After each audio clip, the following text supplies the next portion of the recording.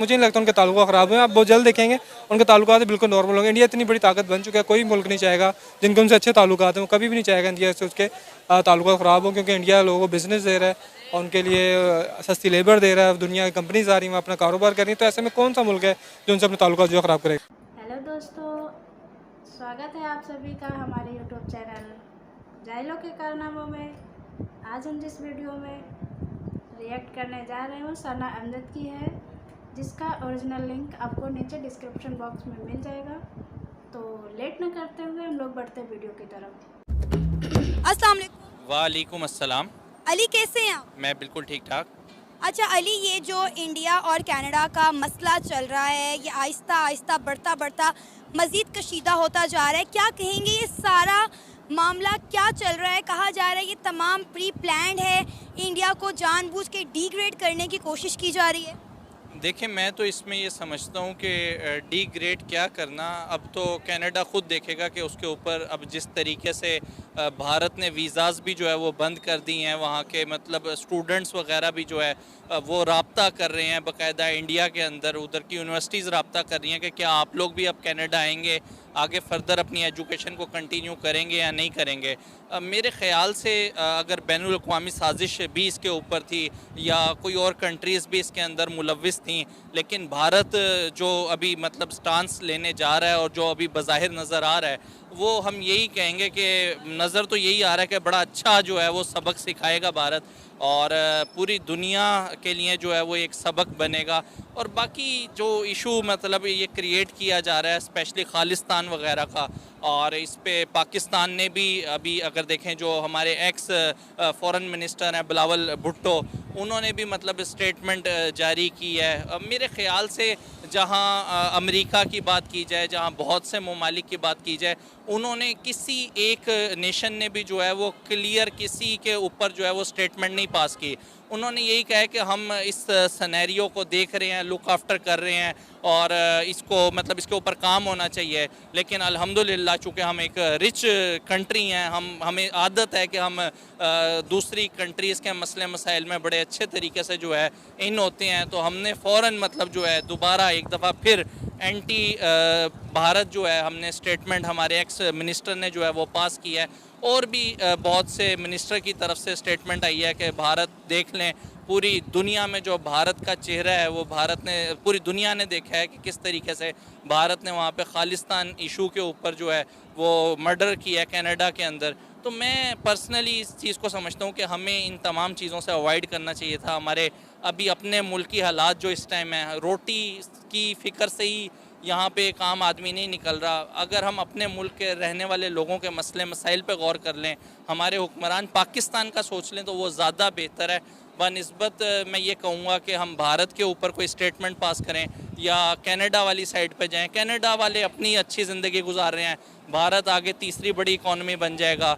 ये बड़े चौधरियों के मसले मसाइल हैं, इसमें हम जैसी कंट्रीज़ को स्टेटमेंट पास करना या इन्वॉल्व होना मैं नहीं समझता कि यहाँ पे। बिल्कुल अली, आप बिल्कुल ठीक कह रहे हैं। हम तो ना 3 में है ना 13 में, हमारे फॉरेन मिनिस्टर को इस तरह से स्टेटमेंट देना जो है वो बिल्कुल भी मुनासिब नहीं लग रहा। कि आप कह रहे हैं कि इंडिया एक गुंडा रियासत बन गया है, इंडिया एक दहशतगर्द रियासत बन गया है। पहले आप अपने गिरेबान में देखें कि हमारे मुल्क में क्या हो रहा है, हमारे मुल्क में कितने ऐसे मसले हैं जिनको हल करने की ज़रूरत है, हम उन्हें नहीं देख रहे, लेकिन हमने इंडिया के मसले में जो है वो टांग अड़ा दिया। आज भी मैं जब लंच कर रहा था तो मैंने ARY चैनल खोला हुआ था, तो जो निगरान गवर्नमेंट है उसके वज़ीर बैठ के यही स्टेटमेंट पास कर रहे थे कि भारत को हम सही सबक सिखाएंगे।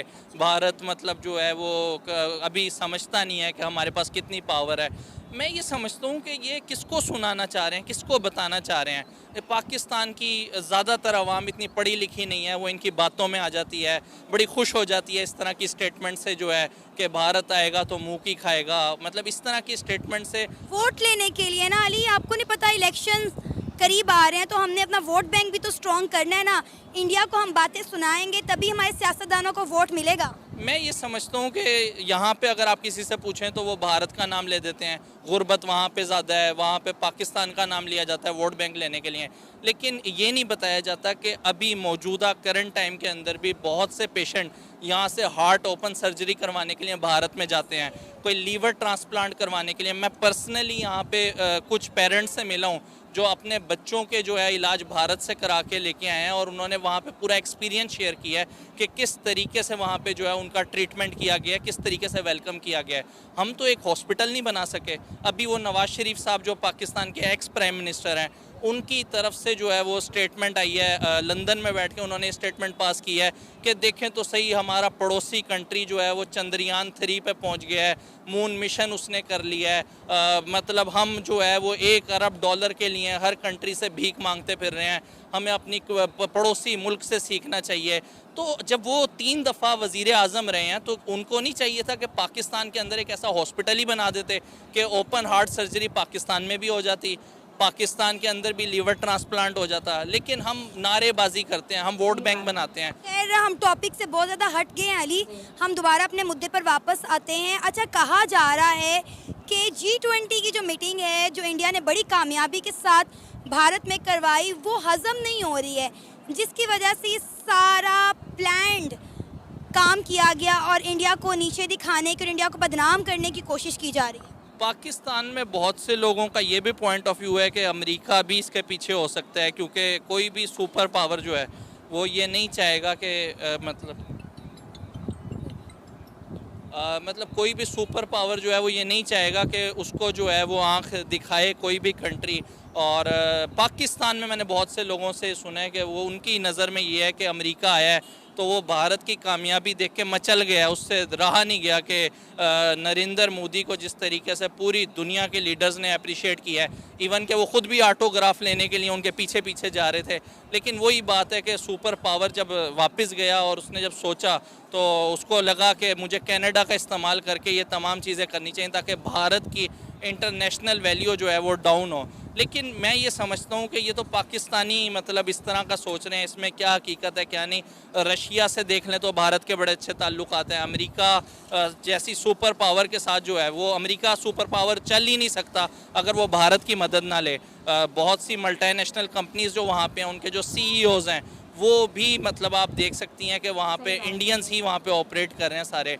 तो मुझे ये लगता है कि हमने ख़ुद तो कुछ करना नहीं, तो हम इस तरह की स्टेटमेंट पास कर सकते हैं। बाकी कनाडा का जहाँ तक मसला है और जो ये स्पेशली खालिस्तान का जो इशू है, ये मुझे नहीं लगता कि फ़र्दर आगे जो है बहुत ज़्यादा चलने वाला है। अभी जिस तरीके से भारत स्टांस ले रहा है, सुनने में ये भी आ रहा है कि कनाडा के PM जो है वो माफ़ी मांगना चाह रहे हैं, मतलब दोबारा भारत के पास जाना चाह रहे हैं, उनसे माजरत करना चाह रहे हैं इस तमाम सिनेरियो के ऊपर। तो अल्टीमेटली आज नहीं तो कल उनको जाना पड़ेगा भारत के पास। भारत के पास जाए बगैर वो पूरी दुनिया में बहुत मुश्किल है कि सरवाइव कर सकें। बिल्कुल, इसमें भारत का नहीं कनाडा का नुकसान ही नुकसान है। आप देखें अली, हर साल 3 लाख से ज़्यादा इंडियन इंटरनेशनल स्टूडेंट कनाडा जाते हैं स्टडीज़ के लिए, जहाँ जाके वो जॉब्स भी करते हैं और एक बहुत अच्छा रेवेन्यू जनरेट करते हैं कनाडा के लिए। इंडिया ने अगर कैनेडियंस के जो है वीज़ाज़ सस्पेंड कर दिए हैं कि कैनेडियंस जो हैं वो फ़िलहाल इंडिया नहीं आ सकते, कनाडा इस तरह का कोई स्टांस नहीं ले सकता क्योंकि इंडियंस की वजह से एक बहुत बड़ा रेवेन्यू जनरेट करते हैं। उनकी इकॉनमी इंडियंस के ऊपर टिकी हुई है। पूरी दुनिया ही इस टाइम इंडिया के ऊपर टिकी हुई है। अगर देखें तो आबादी के लिहाज से भी जो है पूरी दुनिया की हर कंट्री के अंदर सबसे ज़्यादा आपको इंडियंस जो है वो नज़र आते हैं। और स्पेशली अगर कनाडा की बात की जाए तो भारत से बहुत से स्टूडेंट्स जो है वो कनाडा में पढ़ने जाते हैं। तो मेरा ख्याल है जब स्टेट लेवल के ऊपर इतनी सीरियस डिसीजन मेकिंग होगी तो ये भी मुमकिन है कि कनाडा में अभी जो भारतीय रह रहे हैं उनको भी कॉल कर लिया जाए वतन वापस के लिए, तो कुछ भी हो सकता है। और मैं तो पर्सनली ये समझता हूँ कि वहाँ के जो एक्सटर्नल अफेयर्स के मिनिस्टर हैं जयशंकर साहब, वो वैसे भी बड़े स्ट्रेट फॉरवर्ड डिसीजन करते हैं। वो जी हजूरी वाला काम नहीं है वहाँ पे। तो जो वो उनके डिसीजन है वो आप तमाम के सामने है कि अभी जो वीज़ा बैन का जो डिसीजन लिया गया है वो भी जयशंकर की तरफ से ही लिया गया है। तो इसको दुनिया देख रही है, हम भी इसको कीनली ऑब्जर्व कर रहे हैं, देखें आगे क्या बनता है। आपका नाम? अदनान। अदनान, इंडिया और कनाडा के दरमियान हालात दिन ब दिन कशीदा होते जा रहे हैं, ताल्लुकात इन दोनों ममालिक के ख़राब हो रहे हैं। क्या कहेंगे, आपको सूरत हाल किस तरफ जाती हुई दिखाई दे रही है? आज भी एक खालिस्तान का रहनुमा जो है वो कनाडा में कत्ल हो गया है, क्या इसका मलबा भी कनाडा इंडिया पर डालेगा? देखें, जब पहला कत्ल हुआ था तब तो लग रहा था शायद इंडिया ने करवाया, लेकिन जब यके बाद धीरे दूसरा कत्ल हुआ है उससे लग रहा है शायद इसमें दूसरी मुख्तलिफ मुल्क की ये जो सियासत है इसमें इन्वॉल्व हुई है। क्योंकि मेरे सुनने में जो मैंने एक रिपोर्ट पढ़ी उसमें ये आया था कि जो G20 हुआ है उसमें कहा यानी अमेरिकन और उनके सपोर्टर्स थे, उनका कहना यह था कि वहाँ पे रशिया की जो मुखालफत की जाए, जिस पे मोदी ने सख्ती से उनको मना कर दिया कि नहीं यहाँ पे क्योंकि वो हमारा दोस्त है, यहाँ आप उनकी मुखालफत जो है वो नहीं कर सकते, ना उनके खिलाफ कोई बयान दे सकते। लेकिन फिर भी शायद उसके बीच में उन्होंने कुछ बयान वगैरह आए हैं। देखिए अमेरिका जब देखता है कि जब उसकी नहीं कहीं सुनी जा रही होती है, जब उसका कोई दोस्त उससे ताकत में उससे ज़्यादा ऊपर जाने लगता है, तो फिर उसको काबू करने के लिए कोई ना कोई जो स्कीम वो तैयार करता है। तो देखें इसमें हो सकता है इसमें अमेरिकन इन्वॉल्वमेंट में, उसके बाद ये प्लान तैयार किया जाए कि इंडिया का जो काबू किया जाए किसी तरह, क्योंकि कल को इंडिया उनके लिए जो है इतलाफ़ी नुकसान उनको पहुँचा सकता है और इंडिया उनके काबू से बाहर जा रहा है। तो इंडिया का एक तरह का उन्होंने नथ डालने के लिए या जो अगर उनको काबू करने के लिए उन्होंने जो प्लान तैयार किया है, इंटरनेशनल ताकतें जो है जो इंडिया को इस टाइम अपने काबू में लाना चाह रही हैं, उन्होंने एक जो ये कत्ल जो कराना शुरू किए हैं, क्योंकि यही ऐसा एक इशू है जिस पर इंडिया को काबू किया जा सकता है। कश्मीर के इशू पर आप उनको काबू नहीं कर सकते, तो जाहिर बात है उसके बाद उनको यही मिला है कि कोई ऐसा इशू पैदा कर दिया जाए जिसमें इंडिया जो है थोड़ा मुश्किल में आए, क्योंकि ज़ाहिर बात है कनाडा भी कोई छोटा मुल्क नहीं है और मुझे नहीं लगता कि ये ज़्यादा अर्सा रहेगा। आप देखें कुछ अर्से बाद ये हालात जो है बिल्कुल नॉर्मल हो जाएंगे। इससे पहले माजी में भी कत्ल हो चुके हैं, तुर्की में कत्ल हुआ था सऊदी अरब के, कहा गया था सऊदी अरब ने खुद करवाया। देखिए उसके बाद उनके ताल्लुकात भी ऐसे ऐसे नॉर्मल हो चुके हैं। आप देखेंगे कुछ अर्से बाद जो इंडिया और कनाडा है उसके ताल्लुकात भी नॉर्मल हो जाएंगे। अगर कनाडा एहतजाज ना करता तो ज़ाहिर बात है लोग कहते हैं इनके मुल्क में कत्ल हो गए, इन्होंने देखो कुछ कहा नहीं, कुछ किया नहीं है, तो ये इसमें ये ख़ुद भी इन्वॉल्व है, ये भी खालिस्तान की जो है जो तहरीक उसको दबाना चाह रहे हैं। तो ज़ाहिर बात है उन्होंने तो फिर ज़ाहिर बात एक प्रोटेस्ट करना ही है। अच्छा अदनान, अभी सुनने में आ रहा है कि कनाडा के जो पीएम हैं उनके ऊपर बहुत प्रेशर है। जो कनाडा के लोग हैं वो उन्हें कह रहे हैं कि आप इंडिया के साथ ताल्लुकात बहाल करने में नाकामयाब हो गए, लिहाजा आप अपनी कुर्सी छोड़ दें। और ये भी सुनने में आया है कि शायद कनाडा के जो प्राइम मिनिस्टर हैं वो इंडिया के साथ ताल्लुकात नॉर्मल करना चाहते हैं और शायद माफ़ी तलाफ़ी की तरफ आ रहे हैं। देखिए मुझे नहीं लगता कि उनके ताल्लुकात ख़राब हुए, दुनिया के उनके ताल्लुकात ख़राब हुए हैं, बल्कि मुझे नहीं लगता उनके ताल्लुकात ख़राब हुए हैं। आप चाइना और इंडिया की मिसाल देख लें, दफ़ाई हरीफ हैं, उसके बाद तो यार उनकी होती है। ये जो ताल्लुकात ख़राब, मैंने जैसा भी कहा कि दुनिया को भी तो कुछ दिखाना है। देखिए हमने हमारे मुल्क में कत्ल हुआ, हमने प्रोटेस्ट किया, लेकिन आप देखें अंदरूनी तौर उनके ताल्लुकात ख़राब नहीं होंगे, उनकी तजारत भी होगी, वो सब अपने मामला कर रहे होंगे। लेकिन ज़ाहिर बात है जो इंटरनेशनल जो लोग यानी कि दूसरे कंट्रीज़ बैठी हुई हैं उनको भी तो कुछ दिखाना है ना, कि देखें उन्होंने वहाँ कत्ल हुआ तो हमने प्रोटेस्ट किया और उनके खिलाफ ये किया। ऑन द चार्ट भी तो कुछ चीज़ें दिखानी पड़ती है ना। मुझे नहीं लगता उनके ताल्लुकात ख़राब हुए, आप बहुत जल्द देखेंगे उनके ताल्लुकात बिल्कुल नॉर्मल होंगे। इंडिया इतनी बड़ी ताकत बन चुका है, कोई मुल्क नहीं चाहेगा जिनके उनसे अच्छे ताल्लुकात हैं, वो कभी भी नहीं चाहेगा इंडिया से उसके ताल्लुकात ख़राब हो, क्योंकि इंडिया लोगों को बिज़नेस दे रहा है और उनके लिए सस्ती लेबर दे रहा है, दुनिया की कंपनीज आ रही हैं अपना कारोबार कर रही हैं, तो ऐसे में कौन सा मुल्क है जो उनसे अपने ताल्लुकात जो ख़राब करेगा। अच्छा आपको पता है अदनान, इन सारे मामलात में पाकिस्तान का मीडिया बड़ा खुश है। वो जिस तरह से इंडिया के और कनाडा के ताल्लुकात पर ख़बरें चला रहा है, वो कह रहा है कि इंडिया का बायकॉट कर दिया जाएगा, इंडिया अकेला रह जाएगा, इंडिया को ये हो जाएगा, इंडिया को वो हो जाएगा। तो पाकिस्तान मीडिया जो इंडिया और कनाडा के हवाले से ख़बरें चला रहा है उस पर आप क्या राय रखते हैं?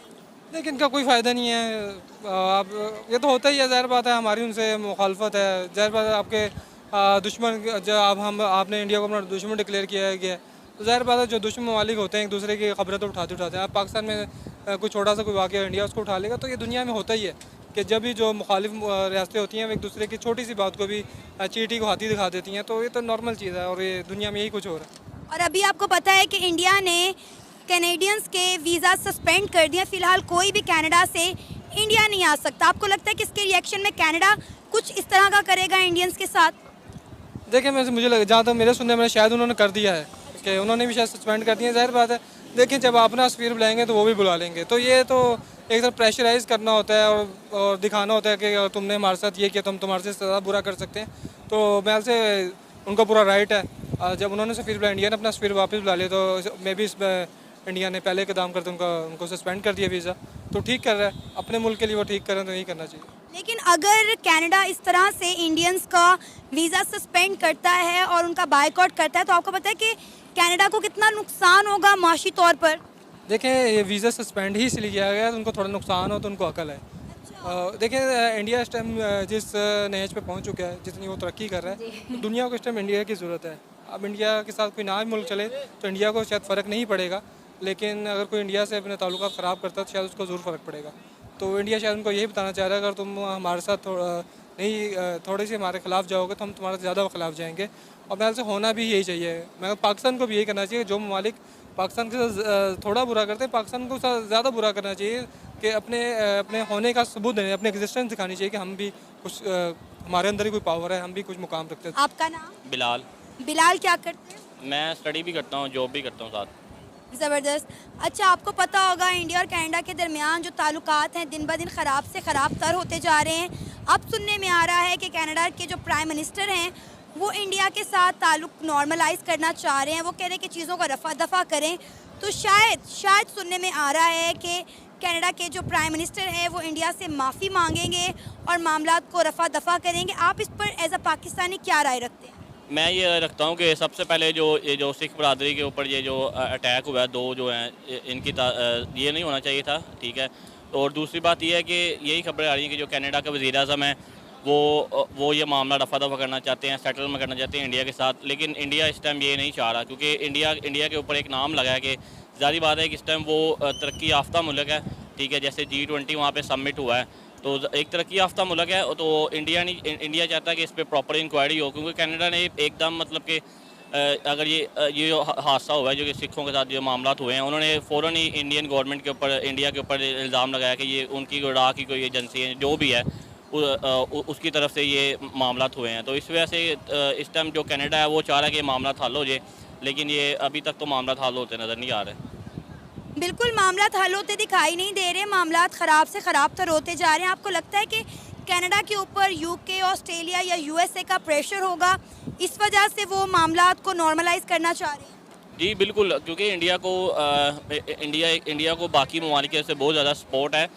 जैसे वहाँ पे जब G20 सबमिट हुआ है तो काफ़ी मुल्क के जो वज़ीर आज़म हैं या कोई भी पॉलिटिशियन हैं, उन्होंने वहाँ पे शिरकत की है G20 में। तो इंडिया को इस टाइम काफ़ी सपोर्ट है, इसी वजह से। और ये है कि कनाडा की तरफ से इनको झुकना ही पड़ेगा। कनाडा को मामला, वो चाहते हैं मामला सेटलमेंट हो जाए, क्योंकि जो इंडियन है उसको इस टाइम बहुत ज़्यादा सपोर्ट है बाकी ममालिक की तरफ से भी। बिल्कुल आप सही कह रहे हैं, इंडिया को इस वक्त पूरी दुनिया की तरफ से बहुत सपोर्ट है और डेफिनेटली ये मामला इतनी आसानी से रफा दफा नहीं होंगे। अगर इंडिया चाहता है इस पर प्रॉपर इंक्वायरी होनी चाहिए तो होनी भी चाहिए, क्योंकि देखिए जैसे ही ये मामला पेश आया तो कनाडा ने उनके सफारतकार को मुल्क बदर कर दिया विदाउट एनी इन्वेस्टिगेशन। उन्होंने इल्ज़ाम लगाया, तो इसके रिएक्शन में इंडिया ने कनाडा का सफारतकार जो है मुल्क बदर नहीं किया, लेकिन उन्होंने कहा कि आपके पास 5 दिन का टाइम है, 5 दिन के अंदर अंदर आप इंडिया छोड़कर चला जाएं। लेकिन अब ये सुनने में आ रहा है कि इंडिया ने जितने भी कैनेडियंस हैं उनके वीज़ा सस्पेंड कर दिए। फ़िलहाल कोई भी कनाडा से इंडिया नहीं आ सकता। जी बिल्कुल, ऐसे इंडिया ने डेडलाइन दे दी है उन्हें, सिर्फ 5 दिन के सफारतखाना के, ये सफारतखाने से चले जाएं। यही मसला है ना कि इंडिया के, क्योंकि इंडिया का ये भी कहना है कि जैसे हमारे मुल्क एक तरक्की याफ्ता मुल्क है, आगे G20 सबमिट हुआ है तो इंडिया और आगे की तरफ जाए। जैसे पिछले दिनों खबर थी, उन्होंने मिशन जो किया है चांद पे भी इंडिया पहुंच गया है। उनका कहना है कि ये हमारे खिलाफ कोई ना की साजिश रची जा रही है, किसी भी मुल्क की तरफ से कह सकते हैं कि रची जा रही है कि इंडिया को दोबारा उनको डीमोटिवेट करने की कोशिश की जा रही है। लेकिन इसलिए इंडिया इसकी प्रॉपर इंक्वायरी चाहता है। और जैसे कि हमारी भी यहाँ किसी पॉलिटिशियन ने ये बयान दे रही है कि इंडिया एंटी टेररिज्म कहा गया है।